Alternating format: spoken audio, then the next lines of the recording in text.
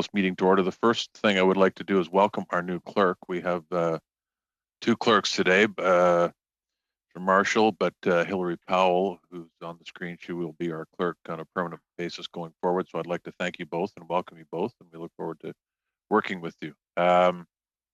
So welcome to this is the fifth meeting of the Standing Committee on Natural Resources.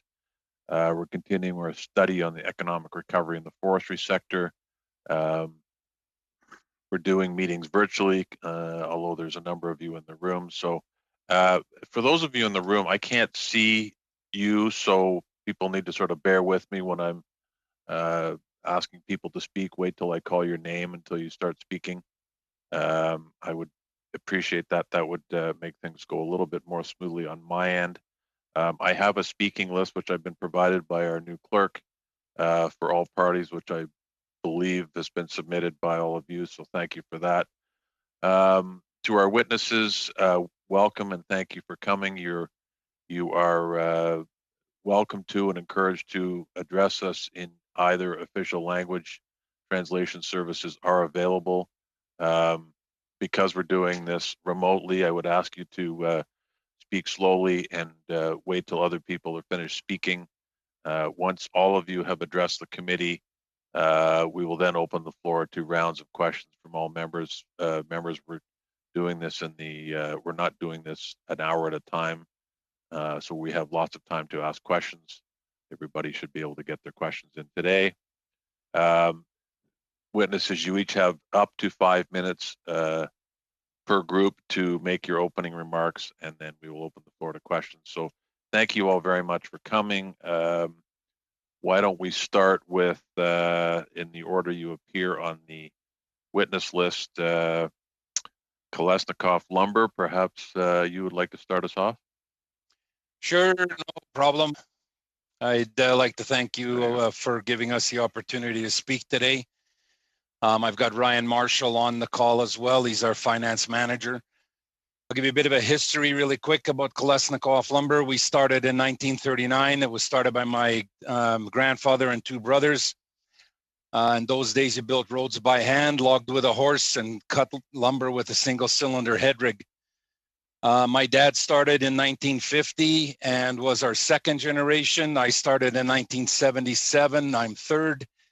And my two children are now involved, and my daughter's our CFO and my son is our COO. Our journey into value-added and secondary manufacturing. As a company, we've always been innovative and focused on extracting maximum value from every log. That is the only way we could survive against larger publicly traded multinational companies that focus on volume and dimensional products. We started a value-added facility back in 2000, Kootenay Innovative Wood. We started by making guitar tops and piano soundboard. And that, unfortunately, that market got captured by the Chinese. We had been focused on lineal products like siding and paneling of late, but the SLA has really made that difficult to compete into the US market on that product. Getting a value-added venture up and running in Canada is not easy story, and to be honest, not very well supported.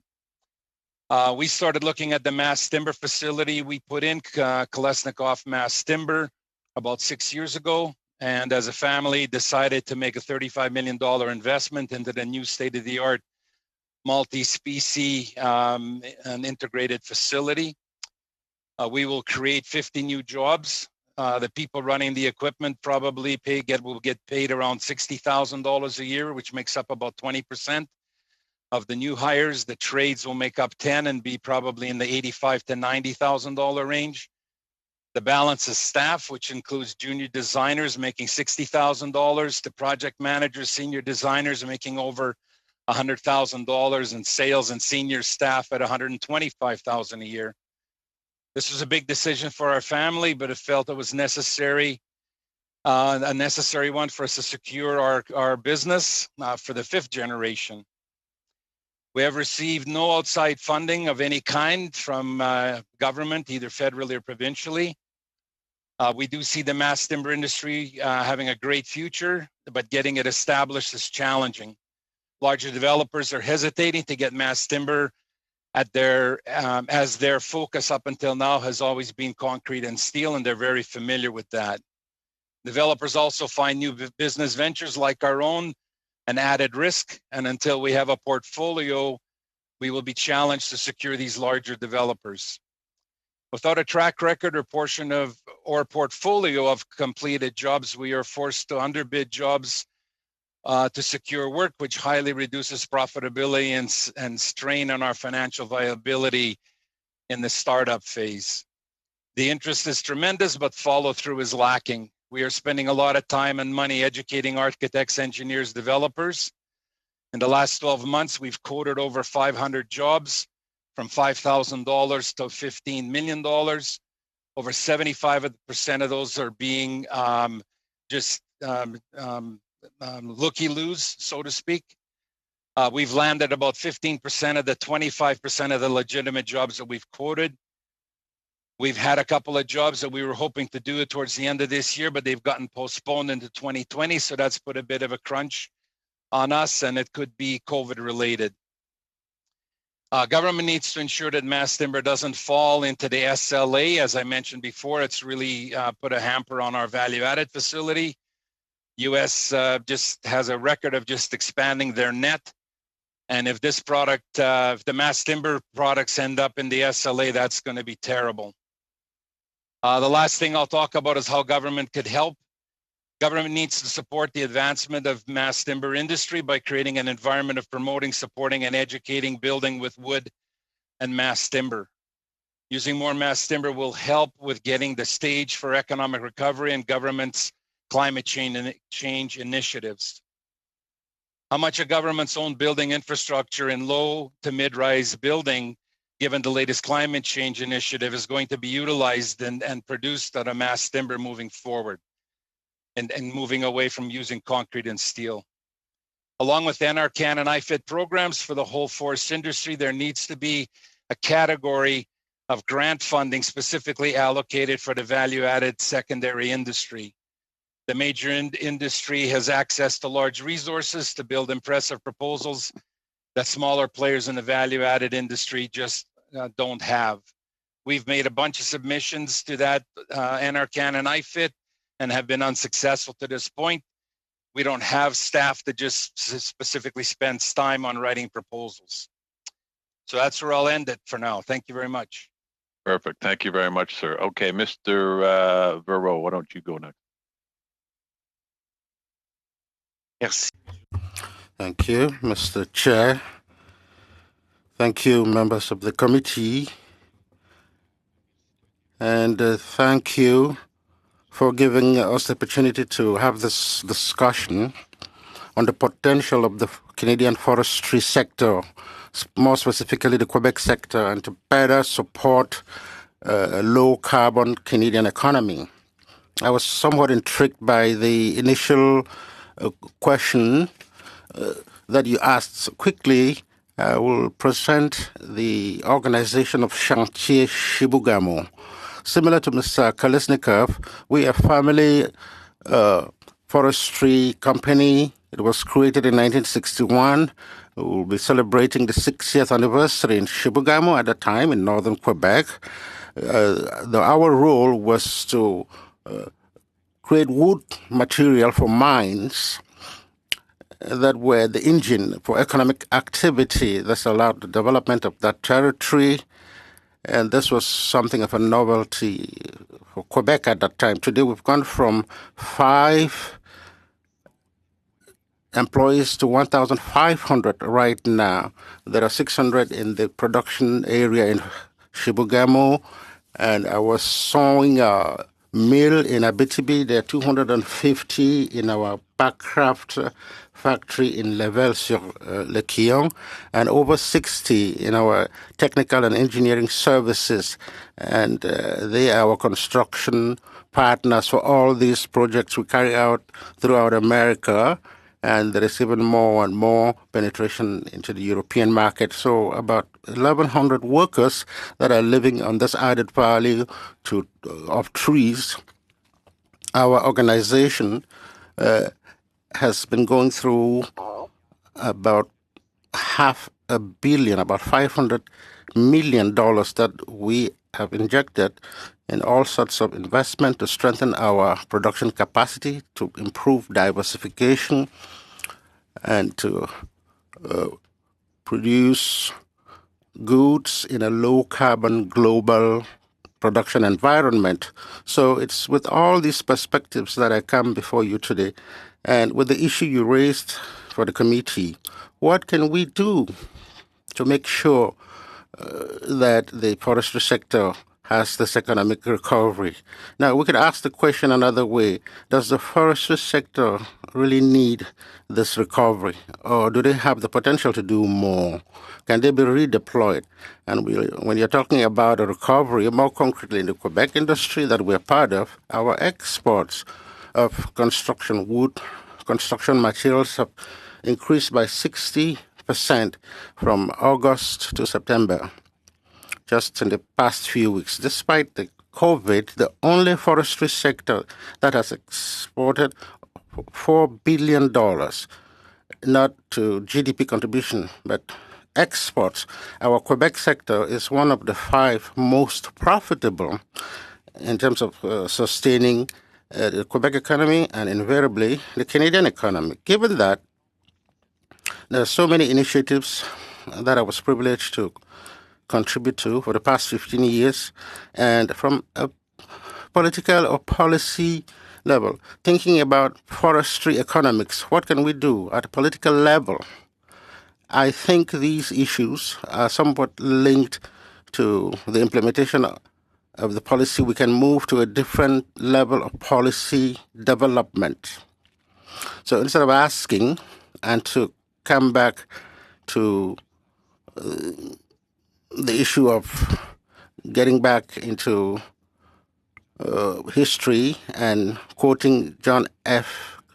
Kennedy, so we should rather say, instead of asking what the government can do for the forestry sector, if in a market context we reverse the question, what can the forestry sector do for this house, for this government, for this country? And when you ask the question under that light, you see that the forestry sector can do a lot more than they are currently doing for this country. This country wants to reach carbon neutrality by 2050. It's necessary.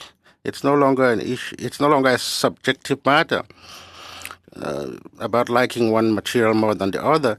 It's necessary to construct with wood if we want to achieve this collective ambition. We always want to create more jobs, more sustainable jobs, better jobs that are based on knowledge and technology. The forestry sector has all the potential to be a vector for job creation. We want construction sites that are less polluting, with a lower carbon footprints. We want constructions that are economic and that are competitive. And so wood is the natural choice. What surprises us now, obviously we're always trying to have a bigger contribution to GDP, to the trade balance. We're also trying to make sure that the products we export from Canada that can help the entire globe to fight against climate change. Wood is easy to export. It's the most reliable material to meet these needs. So we are ready. The market is ready today. We are receiving a lot of calls. People from Colorado, from New York are calling us. People are willing to work with us. And we can't wait to begin this conversation with you today. Moving on to peak renewables. I'm not sure who's going to go first. Is it Mr. Fair or Mr. Barta?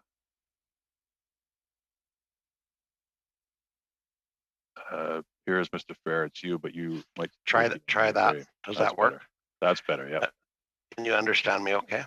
Perfectly. So the first thing is I didn't understand a word the last guy said except for John F. Kennedy. And so I don't know if I'm supposed to understand Quebecois or how that translation stuff works, but I missed it all. So just to say, thank you, Mr. Chair, and thank you to the committee. You should have a function on your computer that allows you to have whoever's speaking interpreted for you, but okay, well, I missed it. okay. Thank you, Mr. Chair, and thank you for the committee members for inviting me to speak today and for making time on your agenda for this very important issue. As noted, my name is Brian Fair, and I am speaking to you today in my capacity as chairman of Peak Renewables. I would like to introduce you to the CEO of Peak Renewables, Mr. Brian Barta, who is as well on the line with us today and will assist me in answering your questions. My opening remarks will be short and to the point. Firstly, I applaud the fact that this committee is examining the critically important idea of innovation in Canada's forest sector. The forest sectors have been an immense contributor to the prosperity of Canada for many decades. That is especially true in rural Canada, where good paying jobs in harvesting, milling, pulp and paper, etc., have been the mainstays of rural communities for generations. But it is also true that those days are past. The industry is under immense stress from those that would prefer all trees are left standing, from competitors in other countries who try to impose trade restrictions rather than just compete, from environmental and other changes that are affecting the profitability of traditional forest practices and fiber use. The days of easy access to cheap fiber destined for high-paying, stable markets are done. This can be a problem or it can be an opportunity. We created Peak Renewables and other companies in the value-add wood space, for example, cross-laminated timber for construction of green buildings, because I believe in opportunity. Peak Renewables will take distressed forest liabilities and turn them into assets that not only switch on the economic engine of rural communities by creating local jobs and investment, but that utilize the fiber in new and innovative ways. For example, our new mill that's under construction in Fort Nelson, British Columbia, will take an old OSB plywood site that has been idle for 12 years and turn it into a modern renewable biomass pellet mill. The pellets from that site will facilitate the renewal of the infrastructure for the entire area, which creates other economic growth opportunities for the region. We are doing this in full partnership with the local Fort Nelson First Nation. They are partners in every sense of the word. The pellets will be part of an important and growing clean renewable energy export business for Canada that is helping other countries meet their climate goals. And Peak Renewable is also planning to develop other renewable energy products made from wood biomass, like RNG, liquid biofuels, hydrogen, etc., all of which will be essential to helping governments meet their climate goals and targets for things like clean fuel standards. Canada has done a credible job of creating the right plans. For example, the Pan-Canadian Framework for Clean Growth and Climate Change recognizes... Mr. Fair, can I interrupt you just for 1 second, sir? And I apologize for that, but would you mind speaking just a little bit slower so that our translators are able to keep up? Oh, I didn't know you had translators, sorry. Yeah. I'll speak slower. Thank you. Canada has done a credible job of creating the right plans. For example, the Pan-Canadian Framework for Clean Growth and Climate Change recognizes the important role of forest management and innovation in areas like forests as a carbon sink, using much more wood in construction, and the important role for wood in generating bioenergy and bioproducts. But plans are not actions. We need to close the gap between plans and research and to commercialization. The government's expert panel on sustainable finance has identified the need to link access to capital with government policy making around climate. Peak supports that work and urges government to think of small businesses and startups like us as they do the important work of incentivizing investments in companies that are striving to be a part of the solution. In closing, I'd like to thank this committee again for inviting us here today.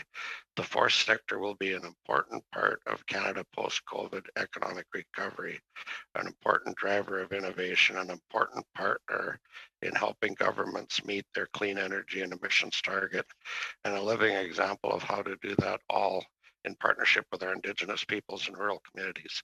Thanks again for your time, and Brian and I will answer any questions you might have. Thank you very much, sir. That's very much appreciated. Okay, before we move on to Mr. Cossette, Mr. Kolesnikov, could I possibly ask you to change your virtual background? Apparently, it's causing some trouble with the broadcast, I'm told. You're sort of lost in the forest, if I could put it that way, I suspect is the problem. Okay, thanks. All right, thanks. I appreciate that. Okay, Mr. Cossette, please, you have the floor now for 5 minutes. Merci. So thank you for the opportunity to speak about Kruger today. I'm a corporate VP for sustainability, biomaterial, and fiber at Kruger, and I'm glad to be in front of all of you today. Kruger, as probably many of you know, we are a fourth generation family-owned company. The third generation is still at the helm with Joseph Kruger II. His kids are in now with Jean and Sarah being active on the board. And clearly, we believe we can be part of the whole decarbonization of the economy. The problem we're facing today is that we're accelerating the development of bioproduct, but at the same time, some of our main source of revenues are declining at a rapid pace, much more rapid than what we anticipated because of COVID-19. While newsprint and coated paper were declining at a rate of 15% roughly on a yearly basis, we've seen drop of over 40% since the COVID did hit us back in March. So we're facing short-term challenges while we also need to work on longer-term challenges with the bioeconomy and bioproducts. We've been very glad with the support we've had from different programs in the past, namely IFIT, and we believe that this can be a very good vehicle for bigger projects moving forward. The size of the envelope right now makes it difficult to bring transformative projects in mills that are declining and for which the sales are not there anymore to support the growth and the transformation of the mill. One of the main problems we've seen also in the past is there is a shift from plastic to a paper in various different applications. One of the key one being the grocery bags and the shopping bags, where they want to phase out plastic. The fiber is there, the capacity to transform into recycled, low carbon footprint paper for those bags are there, but there is a big bottleneck in the converting capacity because being a cycle back in the early 90s, most of the paper bag manufacturers shut down their operations. So today also we would like to see this committee and the government trying to support further down the supply chain the converters that would be positioned then to take the product that company like Kruger can put onto the market and transform it into low carbon solutions. Obviously, certain locations are more at risk. As probably most of you know, Corner Brook Pulp and Paper is the last operating mill in Newfoundland, Labrador. And it's very difficult, the situation right now being a newsprint producer with the COVID having been hit. It's very, very difficult to continue down that pace. We need to get the support from both the provincial and federal government so that we can keep those 500 plus high paying jobs alive and keep a future for that mill. We believe also that you have a very good mechanism, and it's probably not the time because time is of the essence. We believe it is not the time to try develop and engineer new programs. We believe programs such like IFIT are the right vehicles again, but they need to have higher fund and be able also to support higher capex projects for the future. And finally, we believe the forestry industry can be one of the main players into achieving that target of a carbon neutral country by 2050. So thank you for your time today, and I'll be glad to answer any questions you may have. Thank you very much, sir. Okay, we're going to open the floor to questions now, but before I do that, Mr. Fair, can you hear me? I just want to make sure you've got the translation function working properly on your computer, because I anticipate there'll be some questions and answers that are posed and answered in French, and I want you to make sure you can understand them. I have got my computer translation button working, and I listened to the last speaker in both French and English, just testing it. Okay, So great. It's all good. Thank you. Perfect. All right, thank you. So on that note, Mr. Zimmer, you've got the floor for 6 minutes. Thank you, Mr. Speaker, and thanks to our witnesses. I'm going to move a motion that I was trying to move a week ago, so we'll do that first, and then I'll get on to questions.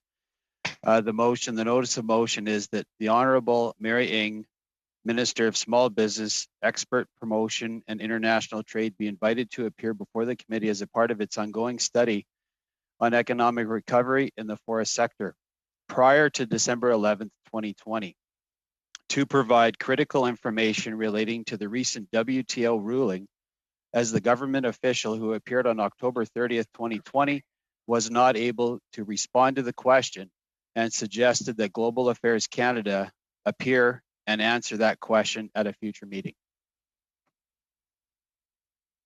Okay, thanks, Mr. Zimmer. I see Mr. May, you've got your hand up. Yes, thank you, Mr. Chair. I am wondering if we could, I know there's no such thing as a friendly amendment, but maybe just quickly chat about making sure that GAC does maybe come out before the minister appears. I think the nature of the request I think that would kind of make sense. I don't want to drown us in too much debate. I want to get back to asking questions of the witnesses that are before us, but I'm wondering if that's something we can agree upon before we ask for consent for this motion. Yeah, I would suggest though that the minister needs to appear. As always happens at committee, we hear officials, but we really want to hear from the minister. The minister is the key person at the top of the ministry that needs to answer the question. And frankly, the WTO question really should be answered by the minister. So that's why so I don't believe an amendment is necessary. So through you, Mr. Chair, I don't think I was suggesting that, Bob. I think I was asking, should we have the folks from GAC appear in addition?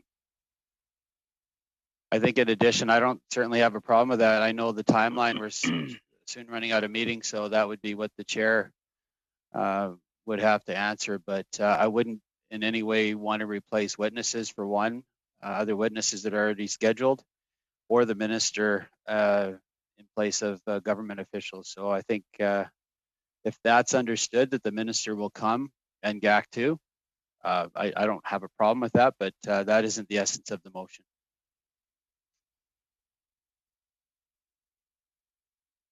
Okay, Mr. Sidhu, I see your hand is raised now. Yes, thank you, Mr. Chair, and to my colleagues, Mr. Zimmer and Mr. May.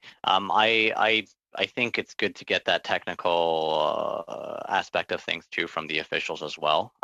Yes, the minister is responsible, but we also want to hear from the GAC, about the technical knowledge. So I think it's important that we also hear from them.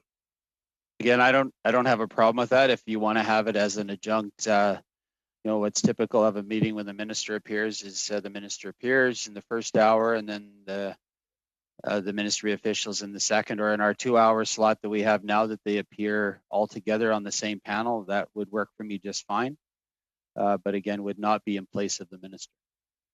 Okay. Mr. Zimmer, it sounds like we've got, to the extent there's any disagreement here, there's not much. Rather than eat up more of your time. Peut-être juste, Monsieur le Président, toujours avant de... Mr. Chair, before saying anything about a motion, I would like to have the text in French. We will send it out immediately. Yeah, Thank you. So Mr. maybe just so if we can just this is a notice of motion too, so we don't need to vote on it immediately. So if we want to have that for consideration for the committee, that's fine. That's what I was going to suggest. I think we've got a consensus brewing here. So why don't we move on and we can deal with it that way. I would hope that based on my motion took about 20 seconds to read, that would be all the time that was taken away from me. The debate certainly wasn't of my doing. Well, I'm not going to argue that point with you, but I mean, I think people are entitled to respond when you introduce a motion. Just not at the cost of my time with our witnesses, though. Well, that's arguable. I'm going to give you some latitude here, Mr. Zimmer, because we have time today. But okay. So why don't you move on? I'll give you. Okay. Thank you. I have a question for Mr. Fair. Thank you, Brian, again for coming, and we've met before, and is doing some great things. And I guess what I've heard you talk about is carbon sink, and I've heard you talk about opportunity in BC. And using fiber for new purposes, that provides an opportunity for British Columbians and for work. Not to mention forestry grows a whole bunch of trees in British Columbia on a regular basis and has a really great story for the environment. Sometimes we don't hear about the positives about forestry. We often hear what you have mentioned, where it seems like every group wants to shut you down at every turn. But I wanted to ask you still chose to be in BC, and I know you still have a lot of your business in British Columbia. And you mentioned about getting jobs for rural British Columbia. Just speak to why you're in BC. I have a question after that to ask you too about Peak. Why are you in BC? I'm born and raised in Vanderhoof, British Columbia, so northern BC by Prince George. Born and raised in the forest industry, love British Columbia, love Canada, have worked in America a lot in my life, and it's sure nice to be home. I find a lot of trees in British Columbia that need to be used properly, and I see a big opportunity in biofuel and bioenergy. Thanks for that, Brian. And I know I'm from here too, and born and raised. So I wanted you to talk about the really great opportunity that's in Fort Nelson. I've been the MP for Fort Nelson ever since I started, almost 10 years, and we've seen that mill closed ever since I've been there. But can you speak to Peak and the opportunity? I know how really quiet Fort Nelson is. Fort Nelson is used to be a hub of natural gas production, but really shut in by some of the regulations, some of the opportunities lost. Can you speak to Peak Renewables? And you spoke about what you're doing in Fort Nelson. Just elaborate on what's going on up there. So we have last week we bought 550,000 cubic meter license from Canfor, and it's went into what British Columbia calls Bill 22, where the government decides whether the transfer of quota is okay. We've signed a memorandum of understanding with the Fort Nelson First Nation. We have bought the asset that was the old OSB plant and the old plywood plant off Canfor, and we are going to build the largest pellet plant in Canada, which we call Bioenergy 101. We have other sites in Cranbrook, Vavenby, Mackenzie, and Chetwynd, where all are brownfield assets that we look forward to developing further along into what I would call higher end of the bioenergy sector. And one more, Brian, too. Again, speaking about the opportunity that's before us, we've seen the WTO ruling, and I'm sure you're following the tariffs that are being applied to Canadian lumber when it goes across the border. What can we do? And you obviously know too, most of the regulations occur in the province, but federally, we still have trade relationships we need to work on.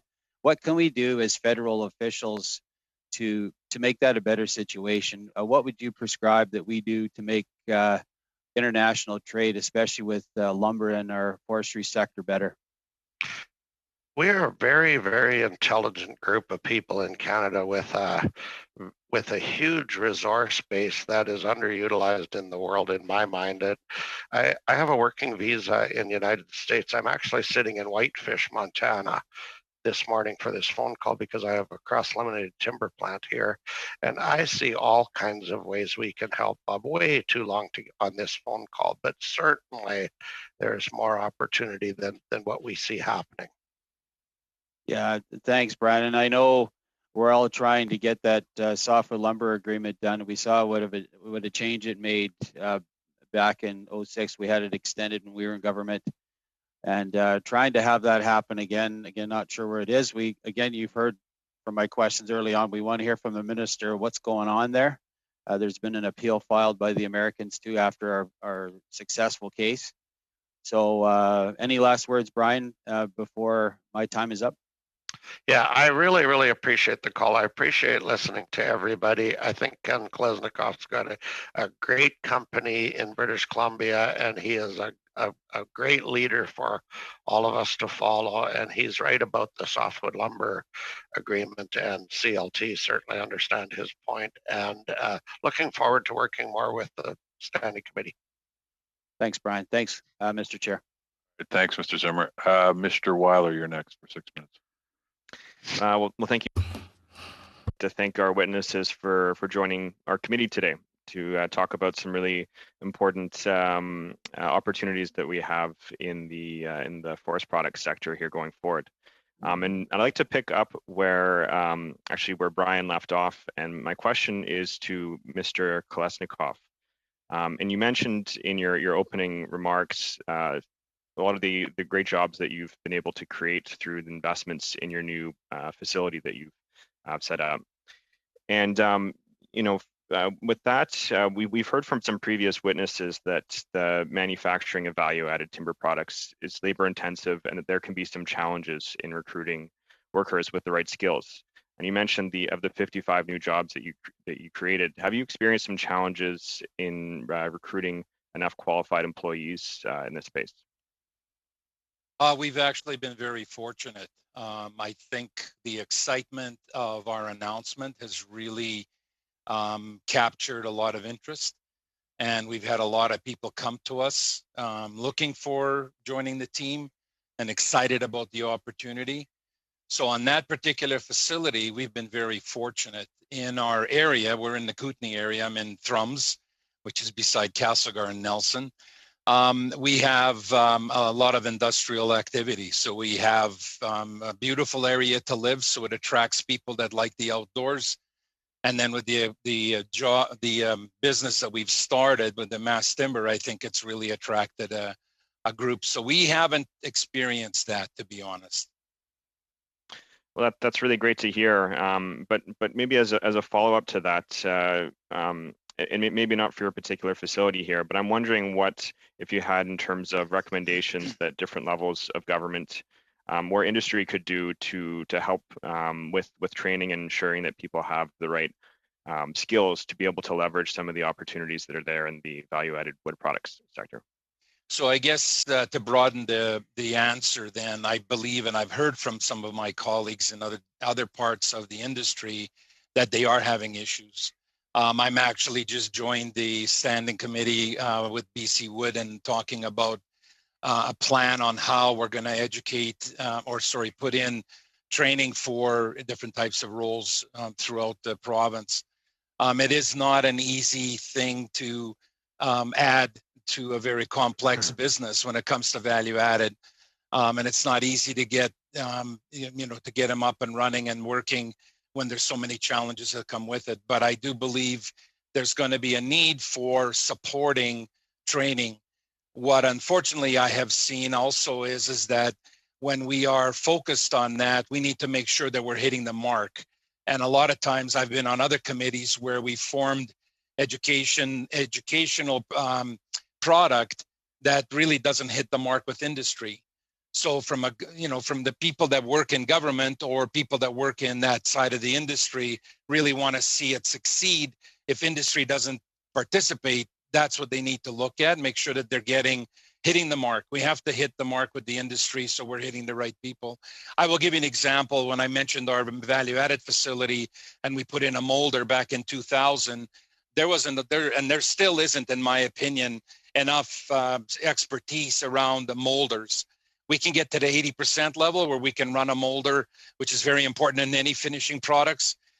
We can run a molder up to the 80% level, but we had a guy hired that when he walked out of the filing room, he could hear that there was something wrong with that machine. And that expertise we do not have. Well, thank you for that. And in your opening remarks, you mentioned that there's measures that government should do to educate, support, and promote mass timber. I know that you have many different products in this space with a wide diversity of end uses. And I'm wondering if you see any barriers to increased uptake of these products that you offer, both in construction and industrial applications. Yeah, I think the biggest thing right now is mass timber is new and people are just, they're excited about it. The engineers, architects, developers are all excited about it, but a lot of them don't know a lot about it. And we've had a lot of false things that have happened. We've had jobs that got quoted based on some type of a, I don't know, I don't even know sometimes where the information was got from. They look at it at a per cubic meter basis and say, this is the size of the building times so many dollars, and that's the price. When there are so many other things that come into play, the sooner we have learned, what we have learned is the sooner you get a facility like either ours or Brian's or Structurlam or any of the Nordique, all of the companies that are already in business, get them to the table and get them involved with the developer early on. There's a real chance that we could save them a lot of money.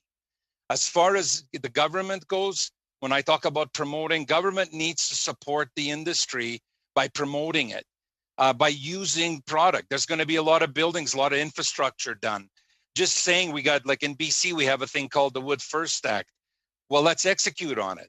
And it's not happening. We don't have the follow through, and we need the follow through. So it's one thing to talk about mass timber as being a great opportunity, which it is.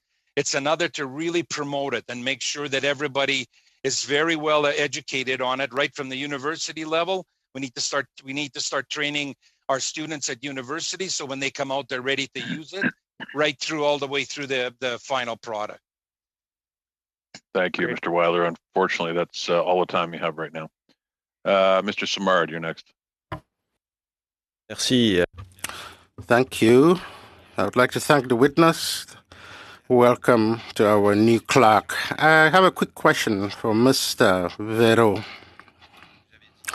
You said in your presentation, you asked what can the forestry industry do for Canada. I think it's becoming clearer and clearer with the witnesses we heard last week that the forestry industry could be the key in the fight against GSS. In all the trips I made in Europe, I saw significant infrastructure like bridges that are built with wood, and we're not doing this. I saw this especially in France. We see these huge infrastructures that are built with wood, and we know France is not necessarily the most endowed when it comes to wood and forestry. You also said that you have a lot of customers overseas. I would like to know why does Canada have this gaps as far as the construction of these significant infrastructure in wood? Thank you, Mr. MP. There's a link with what Mr. Kalashnikov said. That is a significant part of our organization. What Mr. Kalashnikov sees out west, we have that here in Quebec, and throughout Canada. To answer your question, Mr. Sima, generally speaking, Europe is not taking half measures when it comes to the fight against climate change. It's a willingness in all sectors of activity, not in transport, to have a hybrid car, electric car, in all areas of human activity. Europe has taken action to improve the carbon print. But it's not only providing assistance to the forest industry or education and all that. It's simply building better with very pragmatic, clear goals to generate better infrastructures, better constructions. Decisions to be made around that. It's not saying, well, maybe wood, maybe this other thing, we'll study, we'll do comparisons. No. Right at the material phase, it's been proven that wood is better in terms of climate change.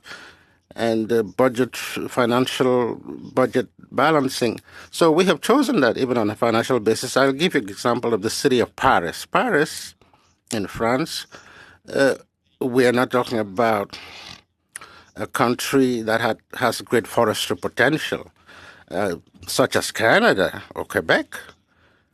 The Paris Olympics in 2024, all the infrastructure to be built to respond to the needs of the 2024 Paris Games, the mayor Hidalgo in Paris has announced that everything will be constructed with massive timber because it's about basic consistency with the goals of fighting climate change. So in other parts in Europe too, there is no equivocating about that.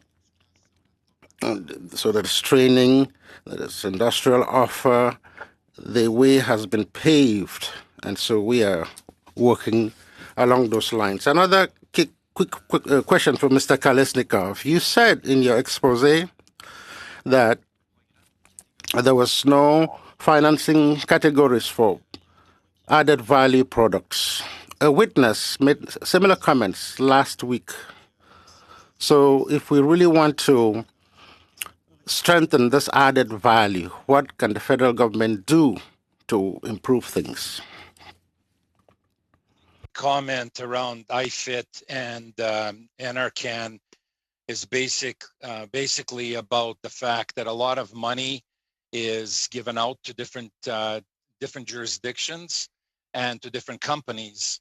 And I think if they looked at their record, and I'm just guessing, I have no idea if this is real or not because I haven't investigated it, but I would have to guess that there's a vast percentage of the money is handed out to the larger multinational corporations because they have a staff that writes proposals. We don't have that ability. We don't have that. We run very lean and mean. So we don't have a specific person that does that. And I think that's what I'm referring to. I think if government really looked at what's happening, you're going to see companies like Brian's company, Brian Fair's company, our company, the gentleman from Quebec's company, family companies are the ones that really push hard. We're the innovators. We're the ones that always are looking at creating the opportunities. And I'm not picking on the larger corporations. They are necessary. They are good to have in the role. We need a healthy forest industry for all of us to be successful. However, it is skewed to one side. We find it very difficult for how many proposals we have put in have never been recognized and have never gotten anything. And it's very frustrating, and to the point where we won't do it then because it takes a lot of time and energy to do. And so government needs to understand their audience and needs to hit the cross-section of size of companies. We have companies here in the Kootenays that are employing 6 people with 3,000 meters a year of volume. That's extraordinary numbers. And I will guarantee you that gentleman has never even heard of IFIT or NRCan. And that's the sad part of state of affairs when it comes to me from the government's perspective of what government needs to do is promote that. And maybe government needs to recognize that there needs to be an advocate for these smaller companies because it is so difficult for them to access funding that is out there. And then the funding gets swallowed up by the big corporations because they've got people already writing the proposals, that are put together. I hope I answered the question. I'm sorry. Thank you very much, and thank you, Mr. Simard. That's all your time. Mr. Canning's over to you for 6 minutes. Well, thank you, and thank you again to all the witnesses before us today. It's all very interesting, and we always learn so much when we hear from people across the country. I'm going to start with Ken Kolesnikov. It's good to see you, Ken. Here you mentioned Thrums, and I just have to put it on the record what a tremendous asset to the community Kolesnikov lumber is. I stopped in at the Thrums market last week, and they said that you bought 300 jars of borscht as Christmas presents. That is going to keep that really valuable market going, so thank you for that. But getting back to the topic at hand, a couple of people, and you mentioned it in particular, Ken, was about government procurement, about what the government could do to help innovators in this space, in particular in mass timber engineered wood. And I'm just wondering if you could expand on that. And, you know, as everybody here probably knows, I have a private member's bill that spoke to that in the last Parliament. It's in the Senate right now, coming back the other way. Just the value that mass timber construction would have for this country, for the environment, and how the government could help out in that manner with procurement to build better buildings and really support the forest industry.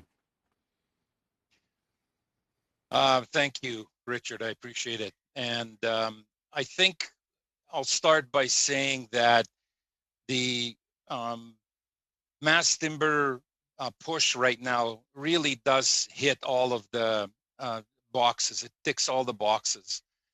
It creates jobs. It creates high-paying jobs. These are not, minimum wage jobs. It creates opportunity for young people to be excited about the forest industry. The people that we have working, a couple of young folks that are doing the drawing and engineering work for us right now. When I go and look at it, it's amazing to me. So it's very exciting. I think that the opportunity around our better utilization of our resource is tremendous. I think we can create so many more jobs by using that forest fiber in that manner. When it comes, so I can't help but give it and I'm probably being biased, but I can't help but give it a very, very high marks as an industry, as a future for Canada, for British Columbia especially. However, we are struggling constantly about promoting it and always battling. We made an announcement in our community. It's funny, Richard mentioned, we have 200 people in Thrums. I mean, we're a metropolis, right? And in Nelson and Castlegar on either side of us is 8,000 to 10,000 people. So when we made the announcement of a $35 million investment in our community, which we could have very easily put on the other side of the border, but because of our commitment, as Brian said, to Canada and British Columbia, and as a family, we want to stay in Canada. That's where we've lived and we've loved being involved in. But one of the first responses we got when we made the announcement was from somebody on social media, and my daughter said I shouldn't get excited about it, but it's a culture. And the culture was, you guys are just going to clear cut more trees. And I'm not an expert in the carbon equation, but I will say that it's very frustrating not to be able to have a specific explanation and an understanding. In my mind, when we cut trees down, the new trees that are growing are the ones that use carbon. As the trees get older, they sequester carbon. We take those older trees and we turn them into lumber. We take that lumber and we put it into homes, or in this case now mass timber. So we are sequestering that carbon. Then we are planting 3 trees for every tree that we cut down. And those trees again use carbon. So the cycle is pretty simple for me. And yet I got a presentation about the pellet industry and how bad it is from the carbon side. So there is so much confusion. And Richard, I might be digressing, I'm sorry, but there's so much confusion around how the carbon issue needs to be packaged for Canada, for the world. So we have all these scientists saying different things, and all it's doing is confusing the issue. So we need a leadership role, and that leadership needs to happen from the government, and it needs to happen from the government from a side of being able to promote mass timber, because we need that promotion from government, support from government.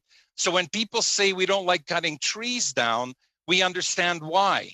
When we want to start putting more forests aside for parks or things like species at risk like caribou, that's more stress on the industry. So on one hand, we want to promote the industry and get it going. On the other hand, we're shutting the forest land base down and we're not able to take it out. So we really need government to promote and support the industry. by doing things that are gonna celebrate the fact that we're using lumber in mass timber and creating a mass timber industry. You've only got 10 seconds left, Mr. Cannings. So. I'll just say thank you. And I'd say the important thing in my 10 seconds that are left, the important thing that I see in something like mass timber is that we are creating more jobs for every tree that we harvest. We create more jobs and value for Canadians for each of those logs. That's how I view it. Yeah, high-paying jobs. Great. Thank you, Mr. Cannings. Okay, so we're moving into the second round to Mr. Patzer. You have 5 minutes. Thank you very much, Mr. Chair. I'm going to continue with Mr. Kolesnikoff. I found it quite fascinating where you were going with the equation around sequestration there. I'm just wondering, as far as how like wildfires impact the numbers, I guess I would say. So I'm sure, again, we can all agree that wildfires are a threat to public safety and that they interfere with the amazing ability of Canada's forests to sequester and store carbon dioxide. So in your view, what are the most important and effective measures that can reduce the risk of wildfires through forest management? This is a subject that's a bit dear to my heart. Growing up with having the ability to work with my grandfather and his brothers, my uncle Kuzma gave us a mantra: take care of the land and the land will take care of you. We are farmers of the land and the forest industry. We are no longer what we were painted with back in the 60s and 70s as some kind of Neanderthals. The amount of work we go through, the technology that is used to put out a cutting permit is unbelievable. My grandfather would never believe what we're doing to cut a tree down. The amount of work and effort. We are all environmentalists and we all work really hard at doing the right thing in the forest industry. And that's right across Canada, I believe. And so we need to be celebrating that. I've challenged the BC government to put out commercials to celebrate that and to promote that and to tell people that we are actually planting trees. And that's the most critical thing for me. We need the forest industry healthy. We need the forest healthy, and we need to manage them. I'm starting to sound like Donald Trump when I throw things out here as ideas. But when we think about the pine beetle epidemic that happened in central British Columbia, and it started in Tweedsmuir Park, I got to believe had we dealt with it in the park, it wouldn't have come out of the park and exponentially grown where it actually ended up in Alberta. So we need to manage the forest as we can, as the experts that we have. Has there been any federal involvement with you or with the industry specifically when it comes to these efforts, whether with the forest fire issue or with bugs like you were just talking about? Yeah, there's been a lot of conversation. There's a lot of fireproofing. There's a lot of work being done around communities, I don't know how to say this nicely. It's a half-hearted attempt. We're not really just making sure that we're putting our best foot forward and really focused on it. We should be celebrating the forest industry. And right now, because of the stigma behind it, of cutting trees down, as Brian said earlier, it gets in the way. We're not making right decisions. We're making emotional decisions. Do you feel like there's been a bit of a misinformation campaign against Canadian forestry and just kind of against our resources in general? I'm not a conspiracy theorist, but I've heard enough stories about how some of the big funds out of the U.S. spend money on promoting. And when you think about when the legal challenges are made, and if you track it back, there was a very interesting speaker I heard last year, a year before, how you can connect those dots back to the Rockefeller Foundation, for example. So the U.S. is very protectionist that way. The softwood lumber is just ridiculous. It'll never stop. So I know you guys were talking about WTO and all that. We could spend an hour on that subject. The U.S. drives that bus. The U.S. coalition is the one that makes it happen. There is no way we're going to do anything with them. And until the U.S. government itself pushes back on them, they're driving the bus. And there's a lot of influence that comes from the U.S. into our forestry politics. There was one other thing you mentioned in your opening statements that kind of caught my ear, and that was when you guys introduced some value-added production back in 2000, that the Chinese marketplace kind of absorbed that or took that away from you guys in a lot of ways. Has there been other areas beyond what you mentioned there where that's been an issue, where other countries have undercut what you guys are trying to do and kind of force you out of that particular part of the market? Definitely. We talk about BC being a high-cost producer. It's real. And it makes it very difficult for us to compete. We've had to shut our reman facility down over the last 6 months because of the softwood lumber agreement. We can't afford to put a 20% tax on a $1,500 1,000 product. It blows it out of the water. People will switch to vinyl siding. They will not use wood siding. In other parts of the country, the Chinese ability to take on different products that we were making at the rates that they are able to pay their people and just the cost of everything, they're so much cheaper than us. We're actually battling even against the Europeans right now because they've lowered the price of they've had bugs and they've had windstorms, and the fiber that they're dealing with right now, we're hearing is in the $45 to $50 a cubic meter range. And we're paying $100 to $120 a meter right now for timber. So we're at a major disadvantage. All right. Thank you very much, Mr. Patzer. Over to Mr. Sidhu for 5 minutes. Thank you, Mr. Chair. And my question is for Mr. Vero. We've heard about the suite of forestry programs and funding opportunities offered by Natural Resources Canada, the expanding market opportunities programs, the Forest Innovation Program, the Indigenous Forestry Initiative, and the investments in forestry industry transformation. How have you interacted with these programs and what feedback can you share on them, Mr. Vero? Merci, Monsieur le Député. Alors, Thank you. Natural Resources Canada is playing a role in this file. We've talked a lot about IFIT.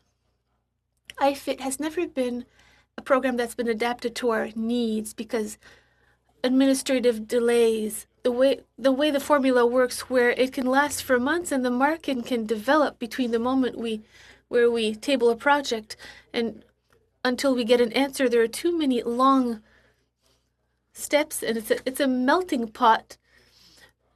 All the sectors of all the country don't have a clear vision. In regards to Natural Resources Canada, the amounts are much less high for projects that have a big scope. In 2015, Natural Resources was able to create a project like Origine for 13 floors of mass timber. Natural Resources Canada was able to support that project, and it's that kind of support, very targeted support, very efficient support, that was able to make a difference so that today we were able to deliver dozens of millions of dollars of mass timber because of what was funded for $1.1 million. That is a small amount at the time, but it made a huge difference. Otherwise, for Indigenous projects that are just as relevant, we are involved in one of them as a partnership, and it's small potatoes compared to the rest of the market that can exist. I would say that the most profitable, the most efficient support by Natural Resources is by its recurrent support with FP innovation. It's that previsibility that can really be helpful.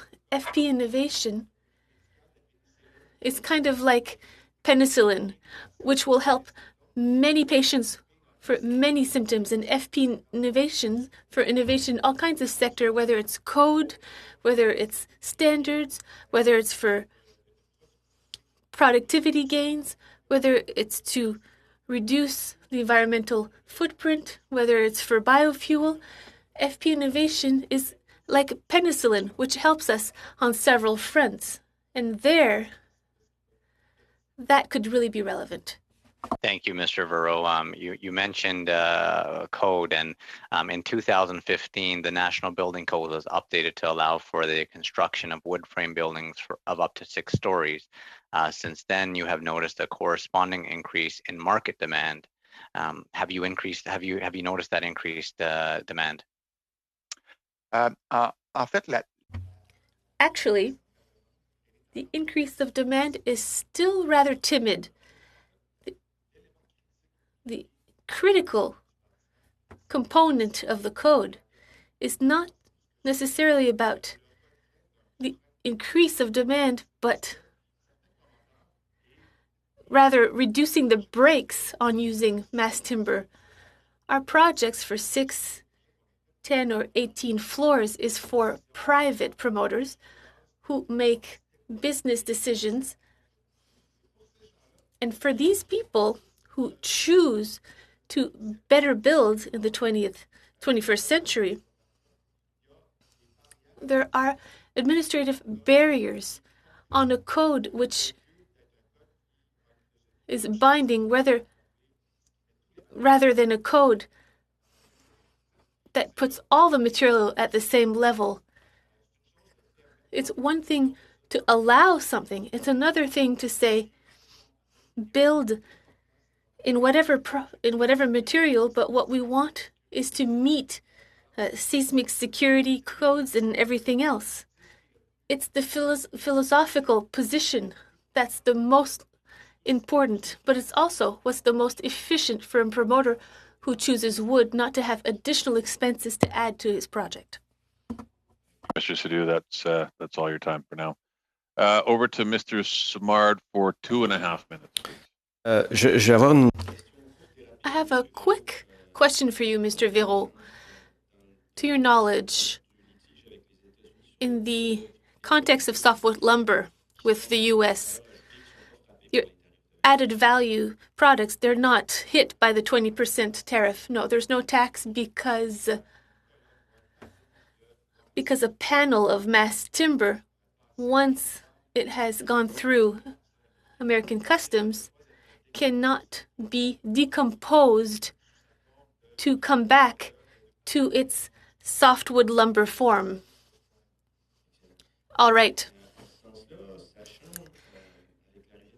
Knowing with the arrival of Mr. Biden that the United States are going to rejoin the Paris Accord and there might be a modification on what their policies are for greenhouse gas emissions, is there an opportunity for you there? Will things be changing? And what are the obstacles to exports for added value products? The main challenge we have for exports is a logistical one. Rail transport, for example, until the U.S., that's something we really need to explore. That being said, and under the Trump administration, we had already realized one governmental infrastructure federal project where for the first time, whether it's the States or Canada, we were asked for environmental categorization of our project. It was a project for American defense in Alabama, which was already using Nordic structure within Chantier Chibougamau for environmental reasons. Today, we're completing projects in several big U.S. universities with public funds because the reflex is all ready to develop. The reflex is there, and it could also continue under the Biden administration. We want to think about logistics where we think of greenhouse gas emissions. Do I have any time left, Mr. Chair? You were right on time. Mais j'aurai une question là-dessus tantôt. I'll have a question on that later. Mr. Canning's over to you for 2.5 minutes. Okay, thank you. I'd like to ask Mr. Fair a question. I was interested to hear that you're in Whitefish, Montana, where you said you had a CLT plant. So, and Mr. Kolesnikov mentioned in passing that, you know, he could have opened his mass timber plant across the border. I know Vaughan, who has a Dimension Lumber mill in Midway. In my riding also has a CLT plant in Colville where their family's based. So I'm just wondering if you could maybe expand on that, of what the American market for mass timber is, what the fiber supply is like, and what the competition across the border with Canadian companies like Chantier Chibougamau with Structurlam, how that can shape our markets. And there's all sorts of things going on there, but if you could just expand on that in a couple of minutes. I actually have two facilities in America, one in Dothan, Alabama, and one in Whitefish, Montana. I bought them both out of bankruptcy, and I would say the only thing that I heard from Ken and from Nordique is that, for me, Canada is doing a lot better in CLT than America is. There's more cross-laminated timber produced in Canada than there is in America right now. And I happen to just find an opportunity down there to buy some going bankrupt type facilities. I would proudly be in British Columbia if I hadn't found those. I actually have a working visa in America and work both sides of the border all the time. And I see all of the good and bad of both sides. So just to expand on that, with the new mills or plants coming on, like Katera and Spokane as well, how is and this could maybe go later to Ken and others in Canada, how is the competition for fiber supply for use in CLT and glulam shaping those markets? Very expensive in Montana. Lots of ability in Southern Yellow Pine, although the recognition in Southern Yellow Pine isn't there in the building codes yet. How am I doing for time, Mr.? You're right on time, so okay. Thank you. Well, thanks. I'll try to come back to everybody later. Okay, Mr. McLean, over to you for 5 minutes. Oh, thank you, Mr. Chair, and thank you to all the witnesses. Very good to hear about all the environmental advantages associated with your business and how much you've added value historically to Canada, one of Canada's traditional resource industries that continues to innovate, continues to add value in the world, and great to have you here and making sure that we get that point known. I'll start with Mr. Kolesnikov on a quick question on that narrative, and how do we actually balance the narrative that we hear from so many groups that are coming and telling us all the time that the trees we're cutting down are causing significant environmental damage? How do we balance that narrative, Mr. Kolesnikov? I think I'd like to start by kind of going back to what I said earlier. I think government really needs to take a leading role on nailing down the truth and the direction. If our focus is to do something by 2050, what is the exact path we're going on, and quit listening to the very vocal 20% sometimes that are out there.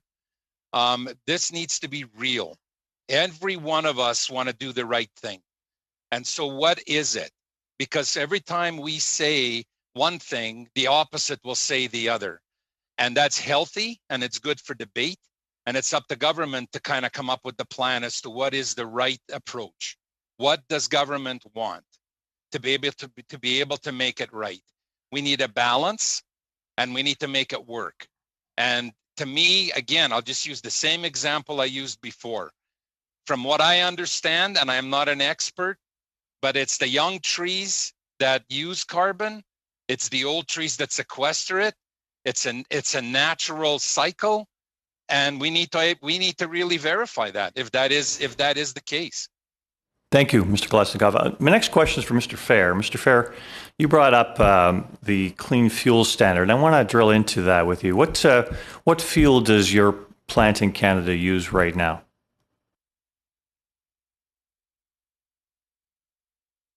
I think Mr. Fair? I think Mr. Fair is no longer on the line.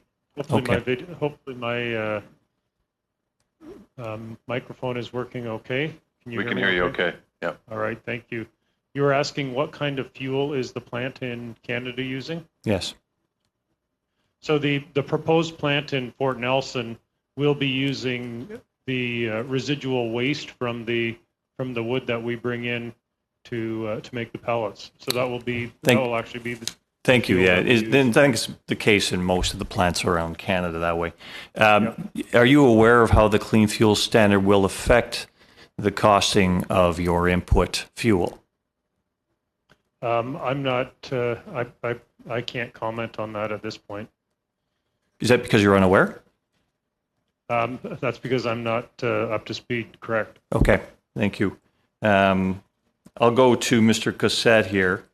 Mr. Cossette, you talked about the CapEx required, you talked about government grants required for your facility, and the CapEx you require from the government on that, is that because on a standalone basis, the capital requirements for refit or for new construction aren't justified by the economics of the output, if you will?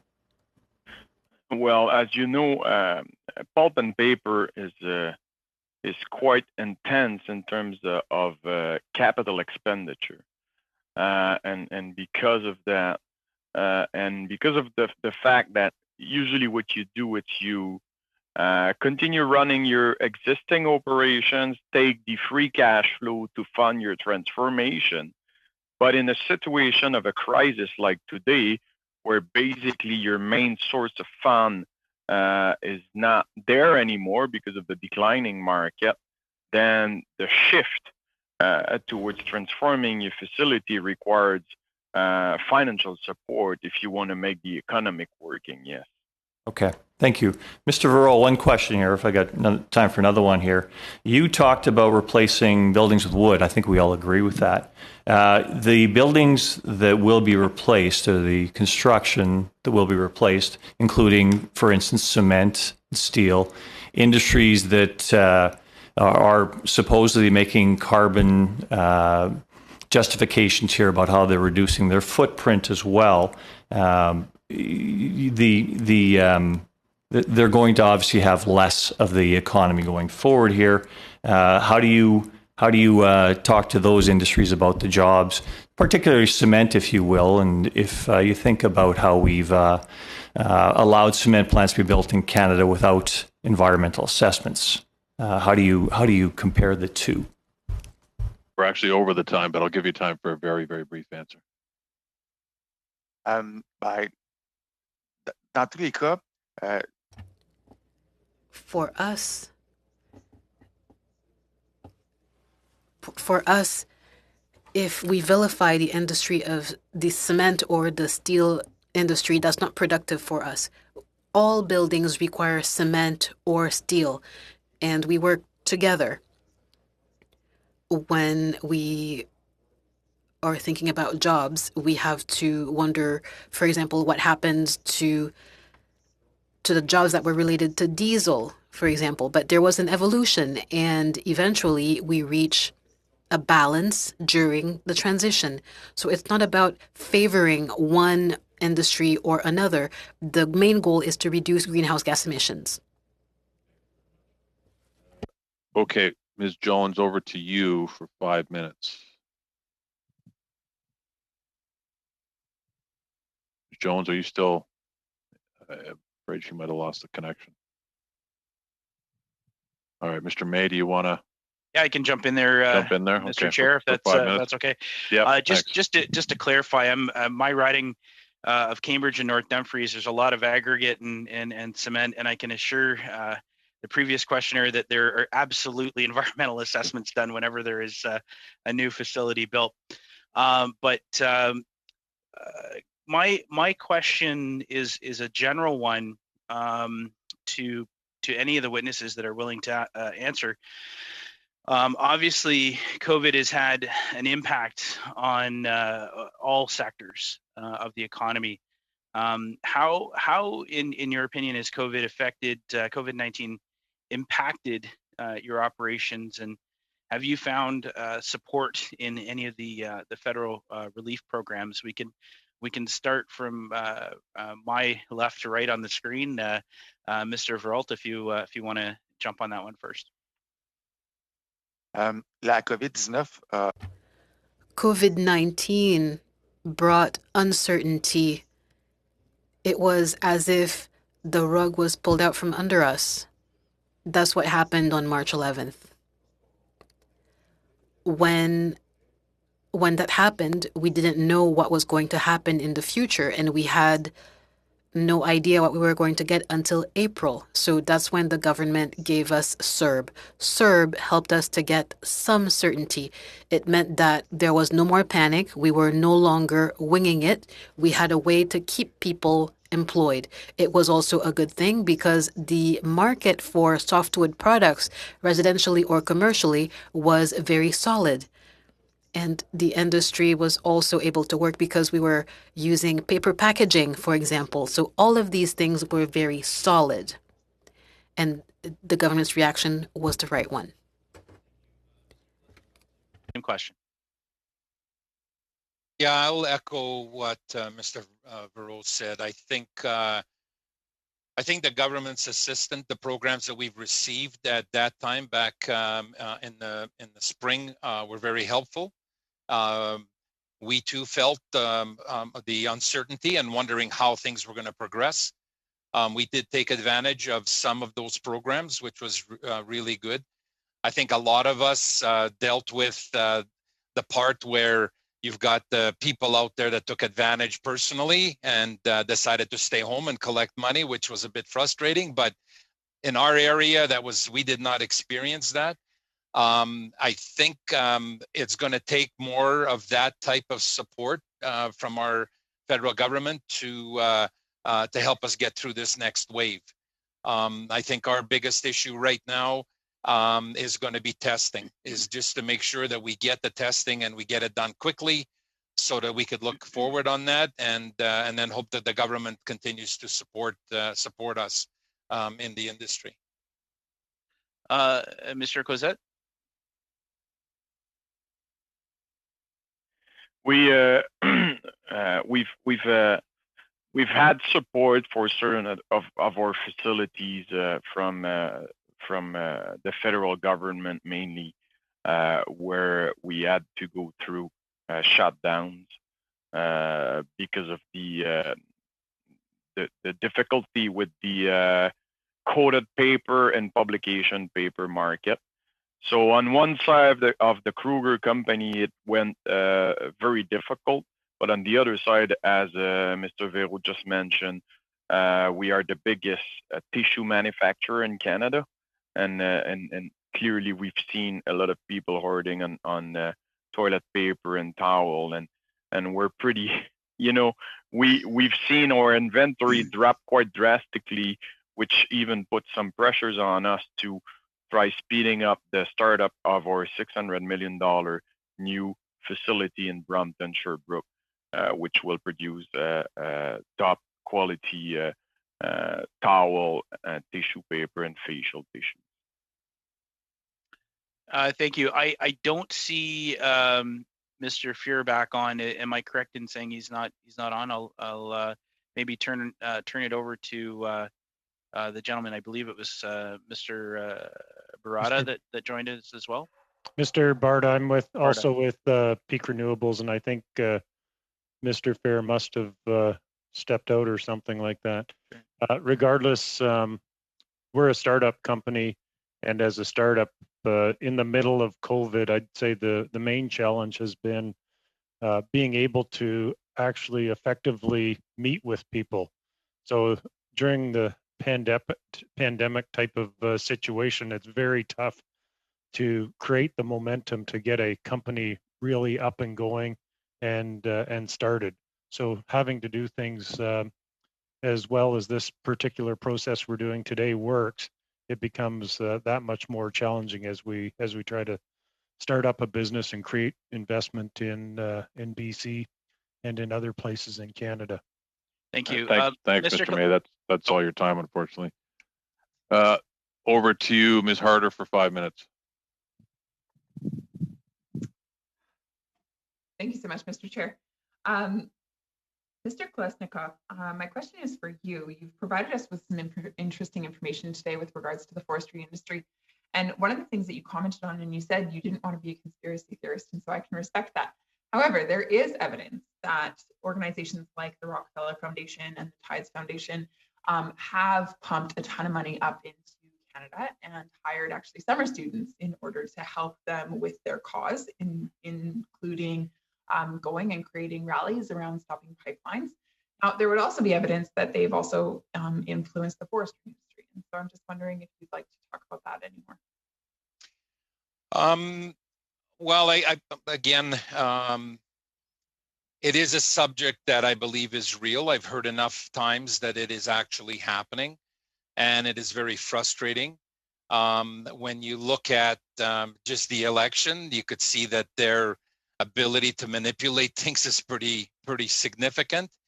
I guess what I would ask is that we had a way of just telling the real story. I think that's so important. And not being able to have the people of Canada being swayed by an influence that has an agenda. As I said, we had, and I'm trying to remember her name, and I can't remember her name, but she did a presentation that I listened to, and she did a fantastic job, and actually was able to connect those dots. I don't know what a government could do to prevent that. I don't know if you could stop funding from outside sources to stop that, or if we should be taking the high road and just spending a lot of time and energy and money promoting the industry the other way, which is just the truth. What do we actually do? What are the things that we do very well? And that's what I would rather see us doing, and if it was possible. Thank you. And to that end, you mentioned that really right now what you're seeing is a lack of leadership. You said, to quote, it's a leadership issue in terms of the misperceptions and misinformation that is being propagated with regards to the forest sector.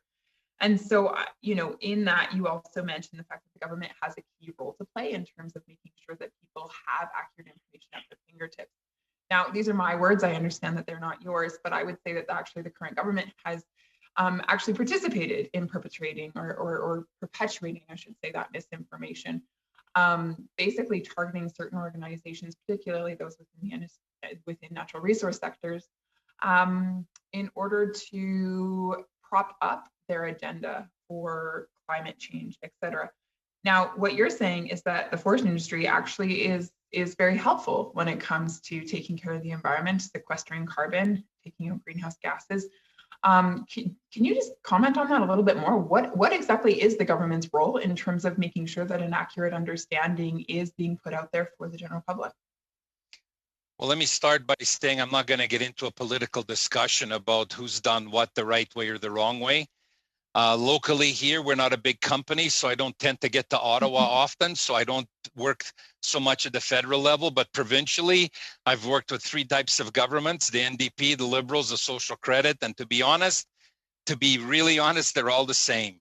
I haven't seen anyone take a particular leadership role that was going to promote the forest industry. Now, I know that is a big undertaking, because for every positive, there is an equally opposite reaction. And so as much as I will sit here and tell you how good the forest industry is, because that's my love and that's what I've been brought up in, you will get a preservationist, and I won't even give them the opportunity to be called an environmentalist, because as far as I'm concerned, the guys that log up for us up in the bush look after things so well, they're environmentalists. But the preservationists only have one agenda, and that's to stop. And whether the governments listen to them and it sways their opinion or sways their direction, I can't comment. I'm not that closely involved in it, but it needs to stop. We just need to come down to the truth. My Uncle Kuzma's words haunt me every time I get into these conversations. Take care of the land and the land will take care of you. It's as simple as that. We have the opportunity. We are not dumb people. We have the expertise. I think we've got a real opportunity here to have the forest industry play a vital role in both recovery and carbon and in all of it, in climate change and all of it. Thanks very much, Ms. Harda. That's all your time. I don't know if you have a headset, if we get back to you later in the meeting, but the interpreters were having a difficult time hearing you. So thank you. So Mr. Lefebvre, over to you for 5 minutes. Thank you, Mr. Chair. Hello, everyone. Bonjour tout le monde. Hello, everyone. Very pleased to be here. This is great. A lot of great information. I have the honor of being the parliamentary secretary to the Minister of Natural Resources. And just by way of background, I'm from Kapuskasing.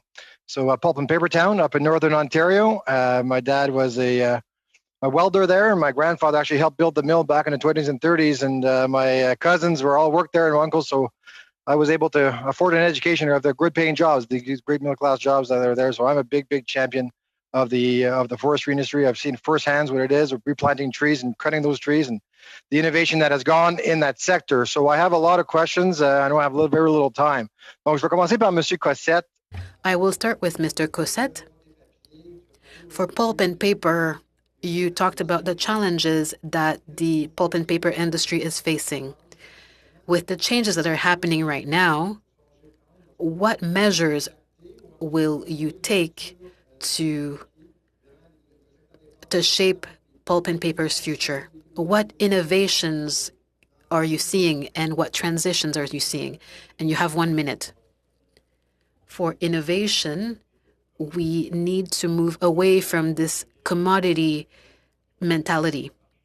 Everyone was producing something and they were all selling it at the same price. And even if we had excellent quality, the price was the same. And that's the paper industry's mindset. But now we need to have a mindset that's related to consumers. We can develop specialty paper, and that's not just a buzzword. Specialty paper means that we are meeting each client's criteria. We are meeting their needs, and we are innovating. So this is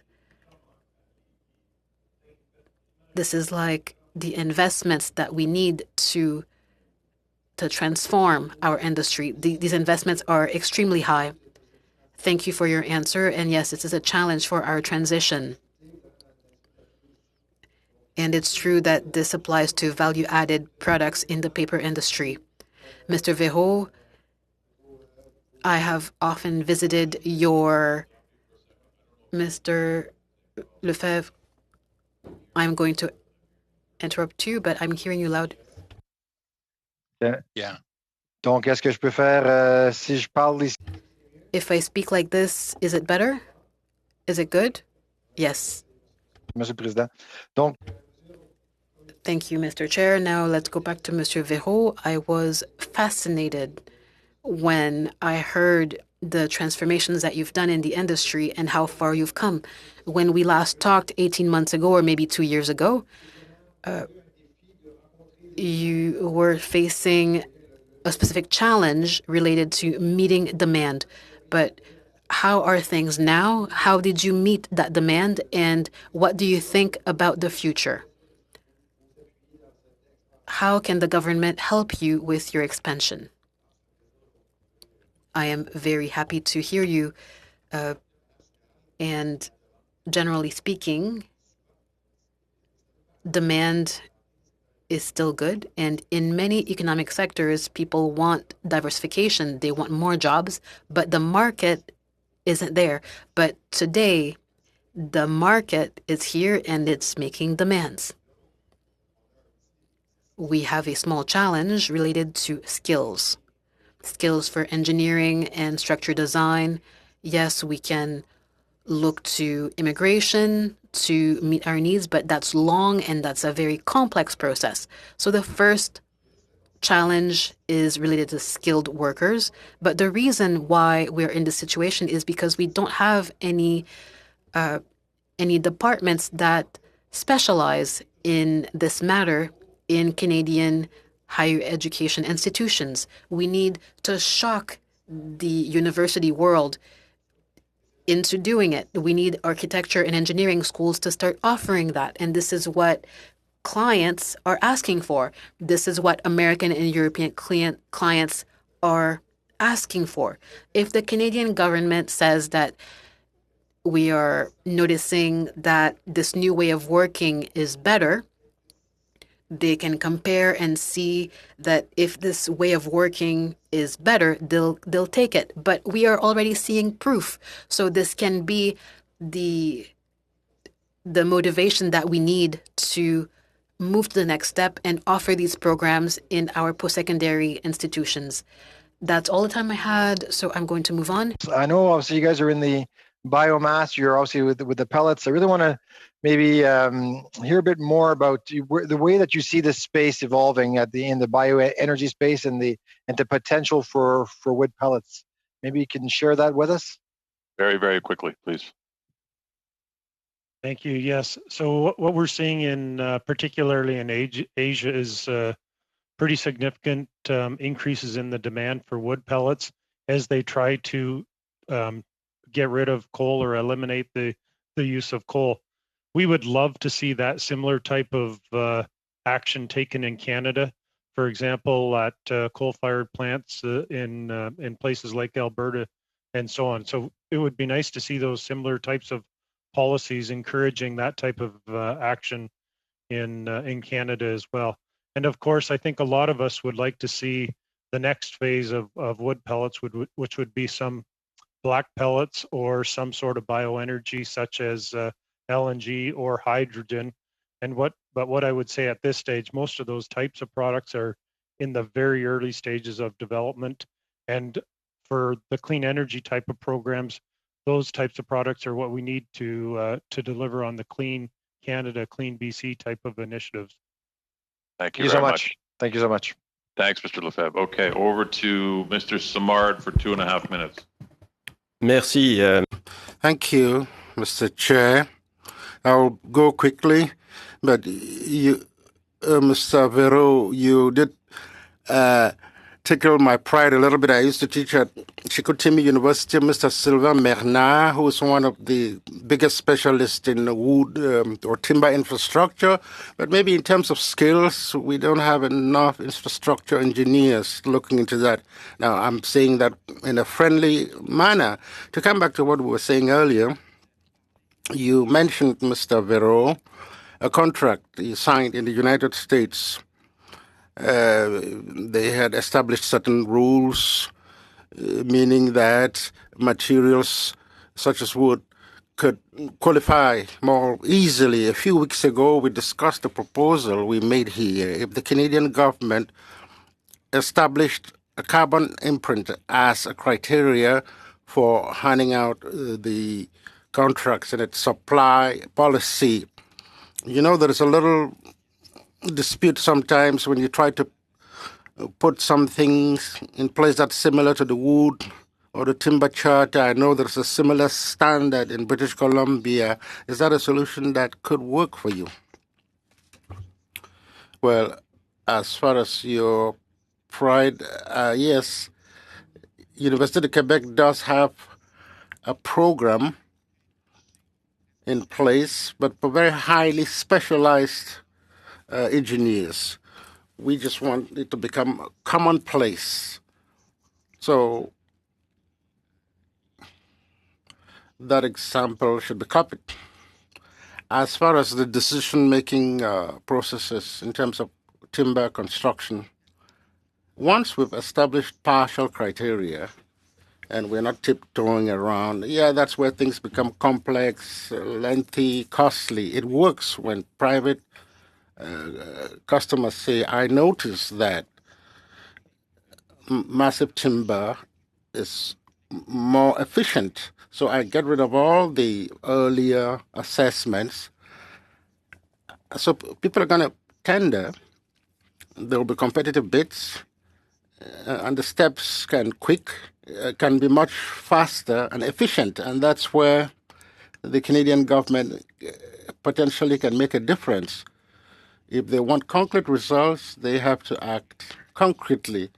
And the pedagogy that Mr. Galaznikov was talking about in terms of the material, it's not going to be arguments, rhetoric. Everything will be based on figures and concrete evidence. That's where we can make progress. Merci. You for two. No? Are we in the second round? yet? No?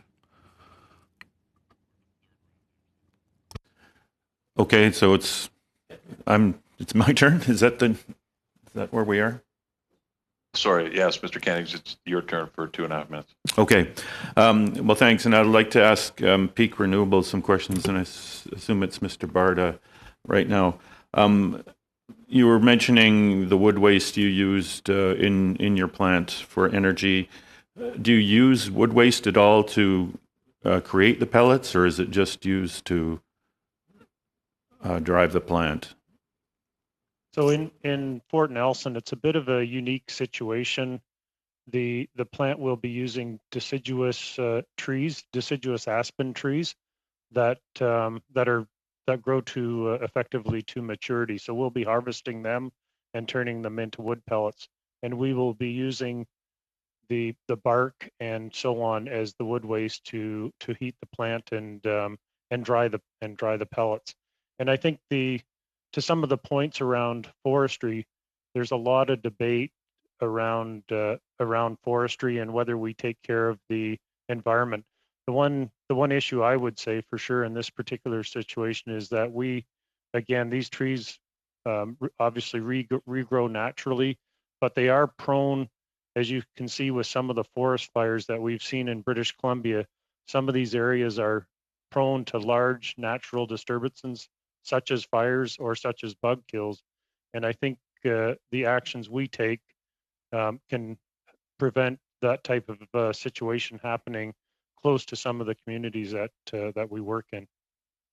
Right. And one thing I was going to ask about wood waste, because one of the big climate issues around the forest industry, at least in British Columbia, is the burning of slash in the fall. If I travel around my riding this time of year, or a few weeks ago, it's just very, very, very smoky.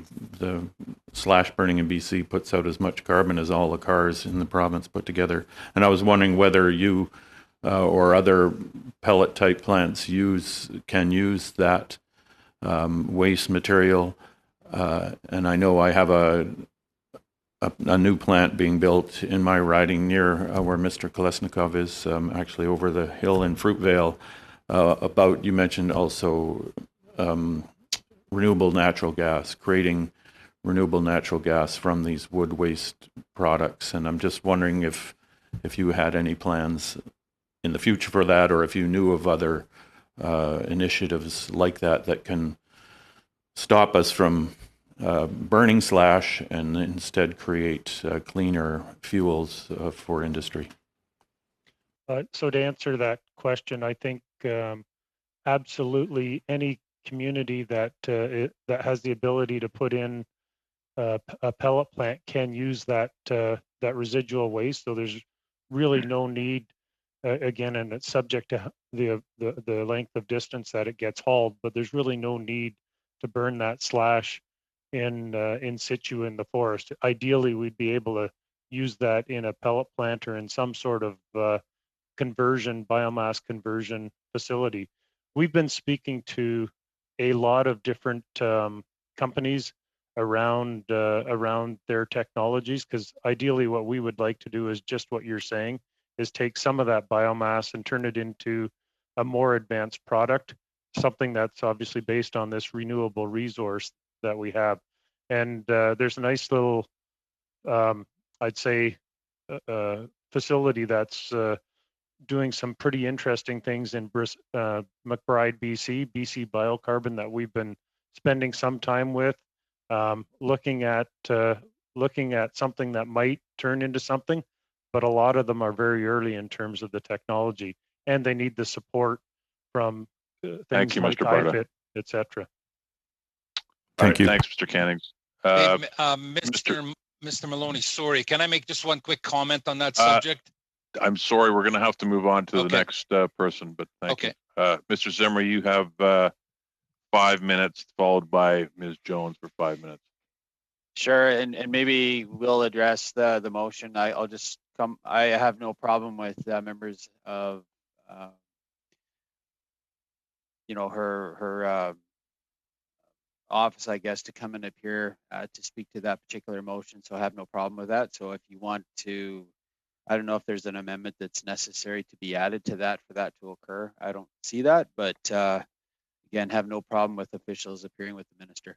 I just would like to speak to Mr. Barta again, and you spoke about McBride and you spoke about Fort Nelson again. And one thing that folks too that might not, that are on this call or on this committee appearance today don't often see that I see every day when I drive through the Pine Pass is all the standing red deadwood and the standing yellow wood. Now that's really a new thing, and it actually looked quite beautiful. My wife pointed it out to me, and I thought they were just deciduous trees, leaf trees that we normally say lose their leaves in the fall, but these are all evergreen trees that are turning yellow, and it's from the new, instead of just pine beetle, now it's a spruce beetle kill. And this is where I see the real opportunity, and you spoke about it, to deal with this wood in a productive way rather than just just literally adding fuel to the fire by not addressing it.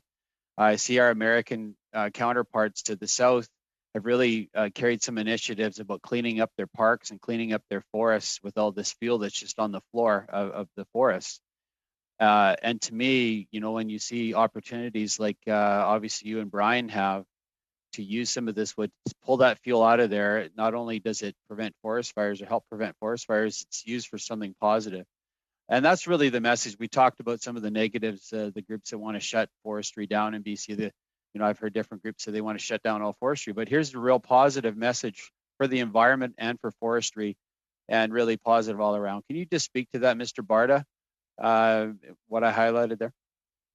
Well, certainly making some of that fiber available to some of the smaller players like us, and you heard from Mr. Kolesnikoff, making that fiber available as opposed to being in the hands of the 4 or 5 major tenure holders in British Columbia.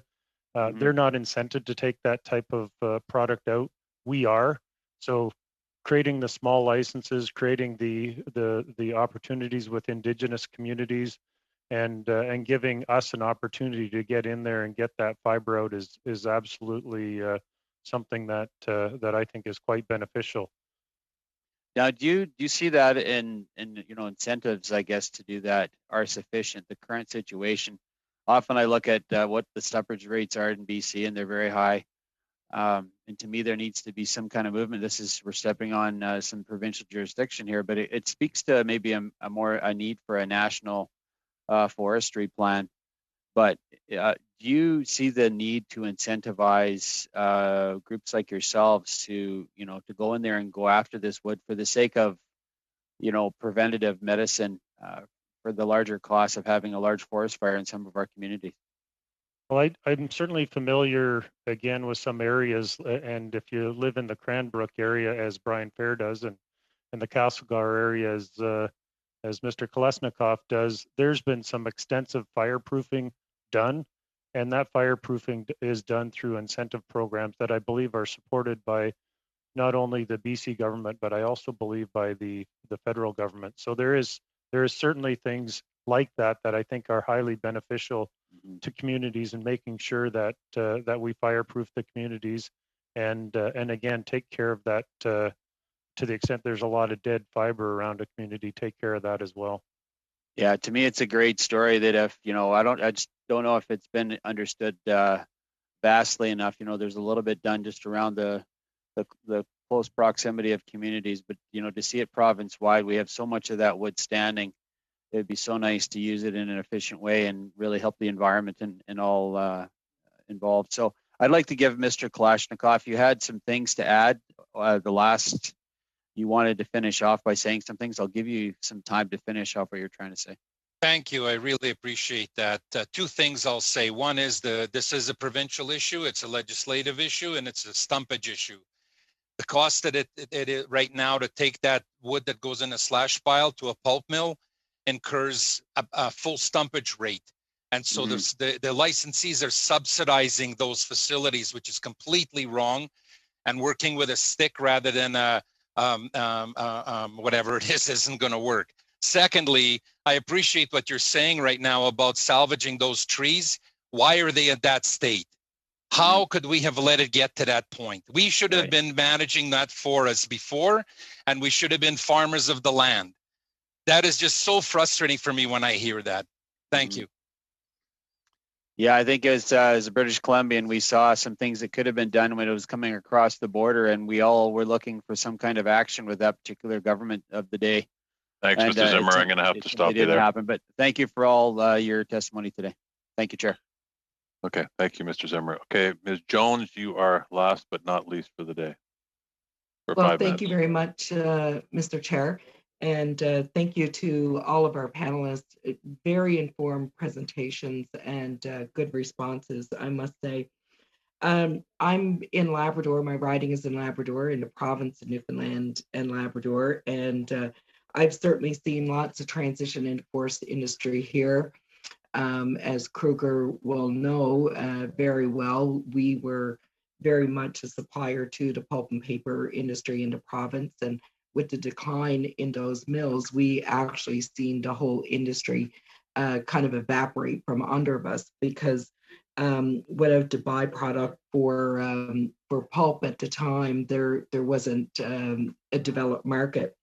So my question obviously is to Mr. Cassette, and that is, in the province right now, Kruger still has their operations at Corner Brook in the pulp and paper operation. And I guess, one, how has the decline for pulp and paper products affected your operation overall, but in particular in that area? And also, have you looked at diversifying some of the work you're doing in the industry within the province of Newfoundland and Labrador? Thank you. Very good question. In fact, the situation, I'm not going to paint a pink picture. I don't think it is the case right now. We're struggling because of the structural changes on the market. We have a very competitive mill over there in terms of manufacturing costs. But on one side, yes, you've got great manufacturing costs, but on the other side, you need to have a market for it. And the market is declining at a rapid pace, and we're competing against other mills that are also trying to make to survive. We've been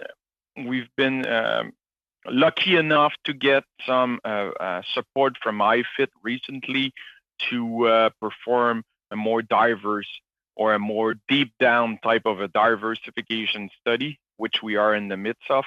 So basically, we're looking at all of the different options where we would be able to capitalize on the current assets. But what we've seen so far leads us to believe that there will be a need to invest massive capex into the mill to transform its operations and its final product.